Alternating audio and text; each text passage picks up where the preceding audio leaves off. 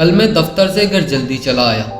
आमतौर पर रात में 10 बजे के बाद आता हूँ, कल 5 बजे ही चला आया। सोचा था घर जाकर थोड़ी देर पत्नी से बातें करूँगा, फिर कहूँगा कि कहीं बाहर खाना खाने चलते हैं। बहुत साल पहले जब हमारी सैलरी कम थी हम ऐसा करते थे।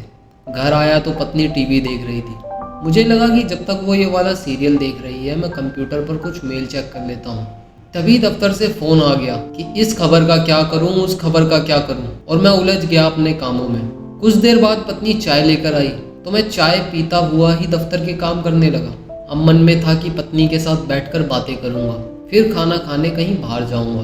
पर कब 8 से 11 बज गए पता ही नहीं चला। पत्नी ने वहीं टेबल पर खाना लगा दिया। मैं चुपचाप खाना खाने लगा। खाना खाते हुए मैंने कहा कि हम लोग नीचे टहलने चलेंगे। पत्नी खुश हो गई। अब हम खाना खाते रहे। इसी बीच जिंदगी चैनल पर मेरा पसंदीदा सीरियल आने लगा और मैं खाते खाते सीरियल में ही डूब गया। सीरियल देखते हुए सोफे पर मैं कब सो गया पता ही नहीं चला। जब नींद खुली तब आधी रात हो चुकी थी। बहुत अफसोस हुआ। मन में सोचकर घर आया था कि जल्दी आने का फ़ायदा उठाते हुए आज कुछ समय पत्नी के साथ बिताऊंगा, पर यहाँ तो शाम क्या आधी रात तक निकल गई। ऐसा ही होता है ज़िंदगी में, जब हम सोचते कुछ है होता कुछ है। हम सोचते हैं कि एक दिन हम जी लेंगे पर हम कभी नहीं जीते। हम सोचते हैं कि एक दिन ये कर लेंगे पर हम नहीं कर पाते। जब मैं आधी रात को सोफे से उठा तो हाथ मुंह धोकर बिस्तर पर आया तो देखा पत्नी सारा दिन के काम से थकी हुई थी। मैं चुपचाप बेडरूम में एक कुर्सी पर बैठ गया और कुछ सोचने लगा। 25 साल पहले इस लड़की से मैं पहली बार मिला था। पीले रंग के लहंगे में मुझे ये दिखी थी। फिर मैंने इससे शादी कर ली। मैंने इससे वादा किया था कि तुम्हारे सुख दुख में जिंदगी के हर मोड़ पे तुम्हारा साथ दूंगा। पर ये कैसा साया है, सुबह जागता हूँ अपने काम में व्यस्त हो जाता हूँ। वो सुबह जागती है, मेरे लिए चाय बनाती है। चाय पीकर मैं कंप्यूटर पर संसार से जुड़ जाता हूँ। वो नाश्ते की तैयारी करती है, फिर हम दोनों दफ्तर के काम में लग जाते हैं। मैं दफ्तर के लिए तैयार होता हूँ, वो साथ में मेरे लंच का इंतज़ाम करती है। फिर हम दोनों ही भविष्य के काम में लग जाते हैं। और मैं एक बार दफ्तर चला गया तो इसी बात में अपनी शान समझता हूँ कि मेरे बिना दफ्तर नहीं चलता। वो अपना काम करके डिनर की तैयारी करती है।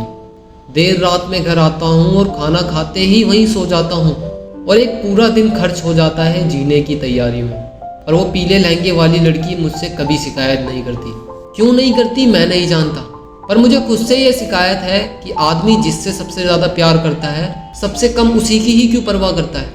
मुझे तो याद है पिताजी भी दफ्तर जाते थे, माँ भी खाना पकाती थी, पर तब सबके पास एक दूसरे के लिए समय था। लोग एक दूसरे से बात करते थे, एक दूसरे के बारे में सोचते थे। लोग पर्व त्योहारों पर एक दूसरे के घर आया जाया करते थे। लेकिन अब तो लगता है कि जैसे किसी ने समय ही चुरा लिया है, क्योंकि सब कुछ है पर समय ही नहीं है। कई दफ़ा तो ऐसा लगता है कि अब हम खुद के लिए काम नहीं करते, हम किसी अज्ञात भय से लड़ने के लिए काम करते हैं। हम जीने के पीछे ज़िंदगी बर्बाद कर देने वाले कल के बारे में सोच रहे हैं। पता नहीं वो कौन सा दिन होगा जब हम जीना शुरू करेंगे। क्या हम सिर्फ गाड़ी, टीवी, फ़ोन, कंप्यूटर, कपड़े खरीदने के लिए ही जी रहे हैं? मैं तो सोच ही रहा हूँ, आप भी सोचिए। ज़िंदगी बहुत छोटी होती है, उसे यूँ ज़ाया मत कीजिए। अपने प्यार को पहचानिए, उसके साथ समय बिताइए। अग्नि के फेरे लेते हुए जिस सुख दुख में शामिल होने का आपने वादा किया था उसका सुख दुख पूछिए तो सही। एक दिन अफसोस करने से बेहतर है कि सच को आज ही समझ लेना कि ज़िंदगी मुट्ठी में एक रेत की तरह होती है। कब मुट्ठी से निकल जाएगी पता भी नहीं चलेगा। तो इसी के साथ दोस्तों ये कहानी यहीं पे ख़त्म होती है। और अगर आपको ये कहानी थोड़ी सी भी पसंद आई है तो वीडियो को लाइक करके और चैनल को सब्सक्राइब करके कमेंट सेक्शन में लव यू मॉम डैड जरूर लिख देना। तो मिलते हैं ऐसी ही किसी और कहानी में।